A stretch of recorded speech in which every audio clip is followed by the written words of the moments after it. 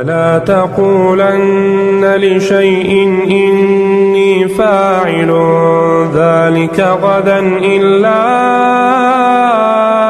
أن يشاء الله واذكر ربك إذا نسيت وقل عسى أن يهديني ربي لأقرب من هذا رشدا. أعوذ بالله من الشيطان الرجيم. بسم الله الرحمن الرحيم. الحمد لله والصلاة والسلام على رسول الله. Allahun e madhreshëm e falenderojmë, pejgamberit sallallahu alaihi wasallam, salat dhe selam i dërgojmë. Dërën vllazën, kemi arrit në ajetin e 23 dhe 24 të surës El-Kaf, duke i sqaruar dhe duke marrë urtësi dhe dobi për këtyre ajeteve. Në ajetin e 23 Allah i madhreshëm thot: "Wala taqulanna li shay'in inni fa'ilun dhalika ghadan." Mos thoni për ndonjë çështje se do ta bëj nesër. Pastaj në ajetin 24 thot: "Illa an yasha Allah." Përveç duke thonë dasht Allahu, përveç duke thonë inshallah. Kemi thonë kur e kemi treguar arsyen e zbritjes të surës El-Kaf. Mushrikët e Mekës kanë shkuar në Medinë, që në atë kohë shqyt Yathrib, me marr informacione prej jehudive që kanë jetuar në Medinë për me nxanë pejgamberin sallallahu alaihi wasallam ngosht dhe për me turpru. Dhe ato jehudit në Medinë i thanë: "Banja këto 3 pyetje pejgamberit ju që po pretendon që është pejgamber. Në qoftë se i di, pasojeni se është pejgamber. Ju ka ardhur juve, atëherë pasojeni. Në qoftë se kish ardhur tek ne, ne kishmi pasu. Mirë, po në qoftë se nuk i din, dini se ai është rënacak dhe gënjeshtar." Cilat kanë këto 3 pyetje? Na informo për shpirtin, për djelmoshat e shpellës dhe për Dhulkarnein. Këto mushrikët e Mekës erdhën te pejgamberi alayhi salatu wasalam dhe ja banën këto 3 pyetje. I dërguari Allahu sallallahu alaihi wasallam i tha: "Nesër ju informoj." Pra nuk ishte një uri pejgamberi alayhi salatu wasalam, nga se çdo sen që e fleste ishte shpallje. Pra preste nga Allahu që të zbreste shpallje. Wa ma yantiqu anil hawa in huwa illa wahyun yuha. Pra pejgamberi alayhi salatu wasalam nuk flet nga hamendja. Çdo sen që e thotë është shpallje nga Allahu i madhreshëm. Mirë, po pejgamberi alayhi salatu wasalam nuk i tha atyre: "Nesër ju tregoj inshallah." Mirë, po vetëm tha: "Do t'ju informoj nesër rreth këtyre pyetjeve." Atëherë Allahu si shej edukuese ndaj pejgamberit alayhi salatu wasalam ja vonoi zbritjen e ajeteve që ishin përgjigje ndaj këtyre pyetjeve, thua deri në 15 ditë. 15 ditë, andaj Allahu këtu po thot, po i drejtohet pejgamberit alayhi salatu wasalam, por edhe neve në tamsi, që kur mos thuni që do ta bëj këtë punë nesër, apo do të flas, apo do ta veproj një gjë nesër, nga se askush nuk e din të ardhmen, askush nuk e din se çka do të bëhet me ta nesër. Pra ne shpesh herë kemi pretendime apo qëllime për mi bën në të ardhmen, mirë po dalin pengesa të cilat na pamundsojnë bënien e atyre gjërave. Për këtë Allah i madhreshëm po thot: "Kur mos thoni se një punë do ta bëj nesër, pa thon inshallah." Nga se Allahu ja ka lënë lirin njeriut, lirin e përzgjedhjes, mirë po kjo liria e njeriut është e kushtzuar me lirinë e Zotit. Pra edhe në qoftë se njeriu i merr sebepet për me bën një veprim, për me arrit një qëllim caktuar, marrja e sebepeve nuk ja siguron realizimin e qëllimeve. Pra pa dash Allahu nuk ka rezultat. Pra ti mund të marrësh sebepet, mirë po rezultati prap varet prej Allahut dhe dëshirës së tij. Për këtë po thot Allah i madhreshëm: "Kur mos thuaj se një punë do ta bëj nesër, pa thon dashht Allahu. Unë i marr sebepet, mirë po pastaj ju dorëzon Allahu duke thon dashht Allahu." Dietarët na kanë treguar deri në vllazën pse ne duhet me thonë inshallah. Pra cilat janë këto urtësitë se ne themi ndash Zoti për çdo vepër dhe për çdo fjalë që ka të bëjë me të ardhmen. E para është për ta vërtetuar tauhidin tonë, njoftshmërinë që e kemi ndaj Zotit. Pra ne e di me zemër, mirë po këta e shprehim edhe me gjuhë që asgjë nuk ndodh pa lejen dhe vullnetin e Allahut këtë kozmos. Wala hawla wala quwwata illa billah. Asnjë lëvizje, asnjë ndryshim në gjendjeje nuk ndodh në këtë botë pa dëshirën dhe vullnetin e Allahut. Andaj ne themi këtë për ta vërtetuar çet besim që e kemi në zemrën tonë. Arsyeja e dytë është e themi këtë për me na ndihmu Zotin në realizimin e këtyre qëllimeve që synojmë na me kry. Pejgamberi alayhis salatu wasalam dërmullazën na ka treguar një rast që ka ndodhur kohën e Sulejmanit alayhis salatu wasalam, pikërisht me Sulejmanin tërgumin e Zotit për këtë pikë që po e përmendim. Sulejmani a.s. ka qenë i martuar me shumë gra. Dhe një ditë ka thonë, do të buj me të gjitha gratë e mia në mënyrë që Allah të më furnizoj me fëmijë, e të gjithë fëmijët bëhen luftëtar në rrugën e Allahut. Mirë, po nuk ka thonë inshallah. Dhe fatkeqësisht asnjë prej grave të tij nuk mbetet me barr. Kështu që përveç njënës, e cila e lin një fëmijë me tmeta dhe gjys, pra të paaft. Edhe pejgamberi a.s. në fund të hadithit thotë, po të thonte inshallah, Allahu do t'ja mundësonte realizimin e qëllimit dhe dëshirës që e ka pas njët me bë. Pra që na tregon se thënia inshallah, dorëzimi i çështjes tek Allahu me zemër dhe me gjuhë na ndihmon inshallah që në çat punë që e bëjmë me pas bereqet edhe me pas rezultat. Dhe arsyeja e tretë apo urtësia e tretë pse themi ne inshallah është si pasim ndaj pejgamberit ton Muhamedit sallallahu alaihi wasallam, por edhe ndaj pejgamberëve të tjerë fe bihudahu muqtadi, ka thënë Allahu në Kur'an, dhe me rrugën udhëzimin e pejgamberëve paraprak ndjek edhe pasoje. Musa alayhi salatu wasalam pikërisht për këtë pikë që po e përmendni në surën El-Kehf, kur Musa alayhi salatu wasalam u përball me Khidrin, shkoi me mësu prej Khidrit, mirë po nuk mundte me bën sabër ndaj veprave që i bante Khidri. Kështu që në fund Khidri i tha, po i ndajmë punë.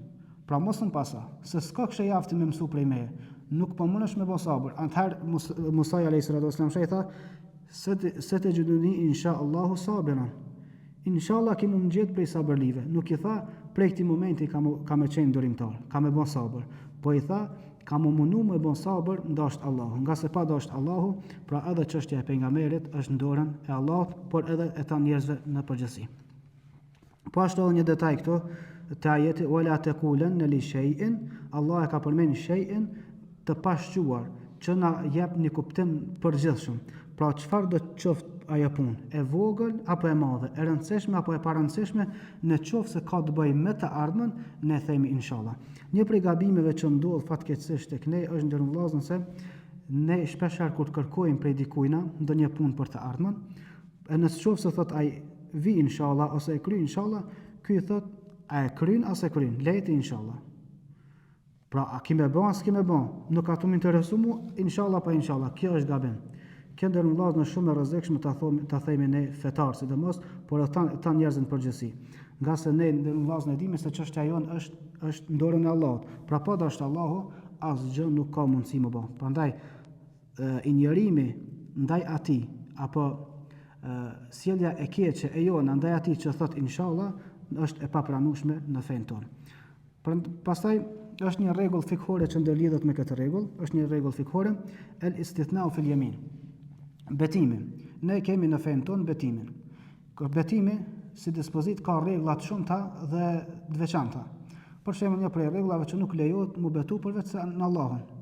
Përveç se në Allahun kur duajmë me betu për ndaj nevojë tuajin apo për diçka që kemi nevojë. Mirë po, këto është një rregull me rëndësi. Aq sa është madhështia e Zotit në zemrën tonë, aq më pak betohesh në Allahun. Kemi pa dikush betohet në Zotin çdo të fjalë. Ai njeri që betohet shpesh në Allahun për gjëra të vogla, temta, parëndësishme, ai Allahu në zemrën e tij nuk ka pozitë madhe. Pra besimtari që Allahu zën zemrën e tij një vend jashtëzakonisht madh, ai nuk betohet përveç se kur është e nevojshme për të betuar. Pra kjo është rregull e parë. Mirë po, në qoftë se betohemi për një punë, edhe nuk e veprojmë apo e thejmë atë betim, atëherë kemi rregulla për me shpagu betimin, nga se e betu në emrin e Allahut, ose mi ushqy dhe të varfër, ose mi vesh dhe të varfër me tesha, e në qoftë se nuk i mundësi, atëherë duhet mi agjëru 3 ditë. Mirë, po në qoftë se thu, kur të betosh inshallah, atëherë edhe në qoftë se e thën betimin, nuk i nevoj pra me bon shpagimin. Për shembull, për me kuptu ma lehtë. Në qoftë se thu, vallahi, pashallah, nuk kam hi që të çkyven. Mirë po thonë fu inshallah. Pra vallahi nuk kam e shku të çkyven inshallah. Në qoftë se shkon, atëherë nuk i nevoj me bon shpagim. Mirë po në qoftë se nuk thu inshallah, pra thup vallahi nuk kam e shku në çet vend. E shkon, atëherë duhet me bon shpagimin që është i obligueshëm, ose mi ushqy dhe të varfër, ose mi dhon tesha veshmbathje dhe të varfërve. Në qoftë se nuk i mundësi, atëherë duhet mi agjëru 3 ditë. Pra kjo është prej dobive që na jep shpreha inshallah kur të betohemi. Inshallah ndër vëllezër na e mësojmë që do të më thonë për çdo çështje që ka të bëjë me të ardhmen. Por çdo çështje që ka të bëjë me të ardhmen ne themi inshallah. Po ashtu themi edhe me për ato çështje që janë gajb, e msheft për neve, edhe në qoftë se ka të bëjë me të kaluamën. Për shembull, në qoftë se ti e ke fal namazin e drekës. Edhe dikush thot, a je fal? Thu po. A tu ka pranuar kë namaz? Ti thu, besoj që po inshallah. Pra na nuk themi patjetër na ka pranuar, se nuk e dim se çështja e pranimit është gaj për neve, e msheft. Andaj themi inshallah na ka pranuar kë namaz i drekës. Po kur nuk lejohet me thonë inshallah, nuk lejohet me thonë kur të bëjmë dua dhe lutje. Pejgamberi alayhis salatu wassalam na ka thonë kur ta lutni Allahun, mos thoni o Zot falem nëse do. Falem inshallah. O Zot jep ma këta inshallah. Kur ta lutmi Allahun duhet më kanë qëndrueshëm dhe të bindur se Allah ka më na përgjigj në çat lutje dhe me shpreh nevojën tonë të madhe që e kemi ndaj tina. Nga se në qoftë se thuti o Zot falem nëse do, kjo i bën një lloj kryelartësie me ndjemasie ndaj Zotit që dash falem, dash mos më fal, nuk kam nevojë për faljen tonë. Për këtë arsye do të gjatë duave, gjatë lutjeve nuk ban me thonë inshallah, po ashtu nuk themi inshallah edhe për të kalumat. Për të kalumat që s'janë gajb. Për shembull, sa fëmijë i kam 2 inshallah. Pra nuk i nevojë me thonë inshallah se ti 2 ki. Pra kjo është hajgare me shprehjen inshallah. Pastaj ndërmjet vllazën Allahu po thot: "Wadhkur rabbaka idha nasita." Ka ndodhur që ke thonë ka me bëni punë, po ke harru me thonë inshallah. Thuj inshallah kur të kujtohet. Ose kuptimi i dytë që ka pranuar Ibn Kathiri, pra në qoftë se ke harru diçka, atëherë përmende Allahun kur të kujtohet. Nga se harresa ka thonë është prej shejtanit, e arma kryesore që e largon shejtanin prej teje është dhikri i Allahut duke përmend vazhdimisht Allahun dhe kjo ndihmon që mos me harru. Harresa ndërun vllazën, harresa në fenë islame është arsyetim. Është arsyetim mirë po në momentin kur të kujtohet, çaj arsyetim bjen mbi ty. Po i marr disa raste për me kuptuar këtë rregull më lehtë. Pejgamberi alayhis salatu wasallam për shembull për atë njerëz që e harron një namaz pa fal, çka ka thënë? Men nama an salatin aw nasiha falyusalliha idha dhakaraha. Kushdo që ka flejt, e ka zonë xhumi, apo ka harruar me fal ndonjë namaz, le ta fal kur ti kujtohet. Çka i bë kjo? Pra në qoftë se ti ke harruar me fal namazin e drekës, edhe të ka kujtu pas namazit të ikindis. Pra në moment derisa të ka kujtu je arsyetuar para Allahut. Pra Allahu nuk ka më të vetë pse e ke harruar ti namazin, nga se harresa është arsyetim në fenë islame. Mirë, për në momentin që të ka kujtu, duhet me fal më një herë, pse se tash ky arsyetim është largu prej teje. E gabimi më i madh që ndodh tek ne se promasi pas ka dal vakti, po e vanoj edhe një gjysore ose një orë, kjo është e papranueshme dhe kush e bën një gjë tillë konsiderohet mëkatar tek Allah. Po ashtu pejgamberi alayhis salam edhe për çështjen ushqim. Ne e dim se prej rregullave të ngrënies së ushqimit është që në fillim me bën bismillah. Po ka thonë kush harron, në të thot bismillah fi awwalihi wa akhirihi. Pra le të thot kur t'ju kujtohet bismillah në fillim dhe në mbarim. Po ashtu Allah i madhreshëm i ka drejtuar pejgamberit alayhis salam në qoftë se ndodhesh në një vend, wa idha ra'aita alladhina yakhuduna fi ayatina fa'arid anhum hatta yakhudhu fi hadithin ghayri wa imma yunsiyannaka ash-shaytanu fala taq'ud ba'da dhikra ma'al qawmi adh-dhalimin. Pra në qoftë se i ka thënë pejgamberit alayhis salam, por edhe neve kjo rregull vlen edhe për neve, në qoftë se ndodhesh në një vend ku tallet Allahut, bajnë hajgare me ajetet e Zotit, ngretu më një herë. Ngretu. Mirë, po në qoftë se harron këtë rregull, atëherë ngretu posa të kujtohet që s'ban me nejt në atë vend ku përqeshet dhe tallet feja e Allahut të Madhreshëm. Pra kjo është një rregull që do të me mbajt mend që arsyetimi është harresa është arsyetim në fenë islame, mirë për momentin kur të kujtohet, ma nuk vlen ky arsyetim dhe kemi marrë në llogari para Allahut për çdo vënim që e bën. Pastaj Allah po thot në fund të ajetit 24, wa qul asa an yahdiyani rabbi li aqraba min hadha rashada. Shpresoj që Zoti të më udhëzoj në atë që është më e mirë dhe më e dobishme nga kjo. Dërun vllazën, njeri është i thirrur ai obligu me kërku të vërtetën, me kërku hakin. Herë mund të mja qëllu, ose mund të mos mja qëllu. Po në qoftë se ja qëllon, atëherë kemi 2 rrugë që shkojnë tek e vërteta. Kemi rrugë më të shkurta, po kemi rrugë edhe më të gjata. E Allah në këtë ajet po na mëson që me lut Allahun e Madhreshëm me na udhëzu çdo herë nga e drejta dhe e mira, por me na udhëzu edhe nga ajo rrugë që është më e afërme. Pra pse më shpenzu unë 10 vjet për me arrit tek një punë, ku më shpenzu 1 vjet. Pra kërkoj nga Allah.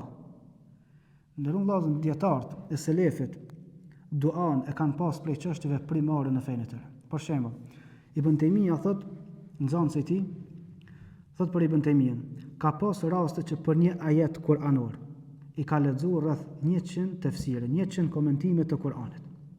Rreth 100 komentime të Kuranit për një ajet kuranor. Dhe thot, pasi që i ka bërë gjithë këtë punë, prap nuk është mjaftuar me kaq. Thot ka shku natën tek xhamit e vjetra, e vjetrume, dhe thot ta natën ju ka lut Allahut është fal dhe ju ka lut Allahut o Zot, drejtëm nga ajo që është më e drejta dhe më e mira. Pra më këto tregohet, ta na çuditmi na pse emri Ibn Taymijës përmendet me shekuj. Shikoj çfarë punë ka bën. Ne ndoshta kur dojmë me kuptu diçka, e marrim një mendim për shkak të arsyetimit për tesës tonë dhe e mbrojmë atë mendim me këmbgulje. Dhe mendojmë që vetëm haki është me neve. Ana nuk kemi zgjeruar me këshir më shumë se çka ka për atë ajet ose për atë hadith ose për atë rregull fikore. Për një ajet, rreth 100 komentime të Kuranit dhe prap nuk ka thonë që unë e di se çështo është kuptimi i këtij ajeti. Prap ka shku te Zoti, tek xhamia për më drejtu Zotit dhe ka thonë o Zot, udhëzojmë nga ajo që është më e mira dhe më e drejta. Pra kjo është dallimi mes neve dhe atyre. Atyre ju ka interesu gjetja e të vërtetës, ndërsa neve na intereson vetëm mbrojtja e mendimit tonë. E ke pa ndonjë vëllazën, shpesh herë ndodh që ne kemi një mendim dhe kur të hulumtojmë se ç'është kjo çështje në fe, nuk hulumtojmë me gjetë vërtetën, po hulumtojmë me mbrojt mendimin tonë të cilën e kemi formuar para se mi mbledh argumentet. E kjo pastaj na jep një rezultat se a e kemi për Zot, a e kemi për famë e për dynja. A e kemi për Zot që të mund që me duke ba, apo e kemi për famë. E përgjigja dihet. Dhe në vëllazën, lutja, duaja është prej gjërave kryesore në fenë tonë. Musa a.s. dhe me këta po e përfundoj. Musa a.s. kur u largu prej popullit të vet, prej faraonit, që u rrit në familjen e faraonit, u largu dhe iku edhe mbet pa familje, pa pasuri, pa strehim, pa asgjë. I ulur në hijen e një peme, ju drejtua Allahu të madhreshëm me këtë fjalë. Rabbi inni lima anzalta ilayya min khairin faqir. O Zot, çfarë dush të mire që të ma çojsh, unë jam nevojtar për ta. Pra u drejtu atij që, domethënë, pushteti i tij kur nuk ka fund. Pasuria e tij kur nuk ka fund. Pra krejt njerëzve më ia plotsu Allahu kërkesat prap depot e tij janë mbushura. Ju drejtu me këtë fjalë. O Zot, çka dush që të më dërgojsh, unë jam nevojtar për ta. Në adit, Allah i madhreshëm e martoj, i gjatë punë dhe i gjatë strehim. Pra kjo është Allah.